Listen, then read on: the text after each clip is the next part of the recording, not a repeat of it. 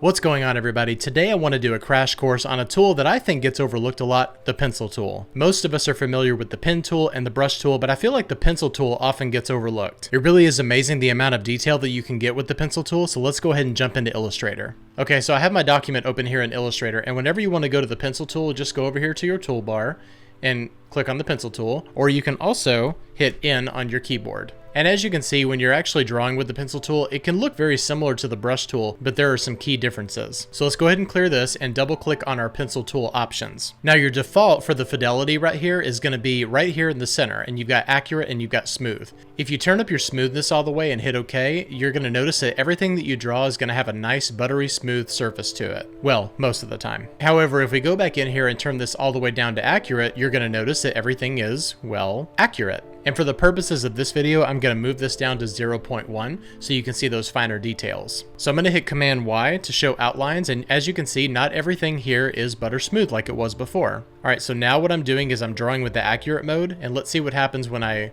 stop. You'll notice all of those anchor points right there. So if we had smooth on and we did the exact same thing, you wouldn't see nearly as many anchor points. So here it is right here at 0.01. Just wanted to show you what it looks like with a little bit more detail. So let's go back into our pencil tool options here, and you can see that there are some other options that we could choose from. One of them is fill new pencil stroke. So if you have a foreground color selected already and you draw this, it's going to fill that with your fill color. However, if you deselect it, we still have our fill color right there, and it's not going to fill it. I usually keep mine unchecked because I don't really see the need to do this. Keep selected is pretty self-explanatory, so when you go over here and just draw a new thing right here, it's going to keep that selection selected. Sometimes you may want it to deselect when you're done drawing, but it just depends on what you're doing. This one here, Option key toggles to Smooth tool. Just hit OK on that. So while I have this selected and also my pencil tool selected, I can hold down the Option tool and I can smooth a path that's already there. Personally, I would recommend redrawing it. I just want to let you know that this is available. And close paths when ends are within 20 pixels. Hit OK there,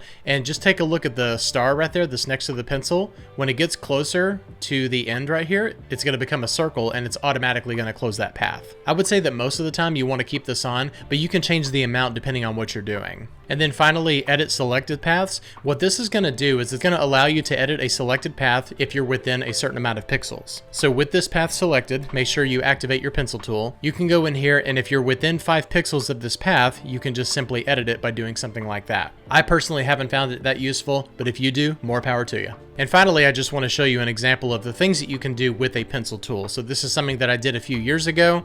It was a retrace of a roller coaster logo from Opryland back here in Nashville. And just the amount of detail that I was able to get from this using the pencil tool, I don't think you can get that amount of detail as easily using the pen tool or the brush tool. But that's just my opinion. I know there are a lot of pen and brush tool pros out there. Alright, well, I hope you enjoyed that crash course on the pencil tool. If you like videos like this and you want to see more, please let me know down in the comments and I'll be sure to make more of these videos. Thanks a lot for watching and subscribing, and I'll see you next time. Bye-bye.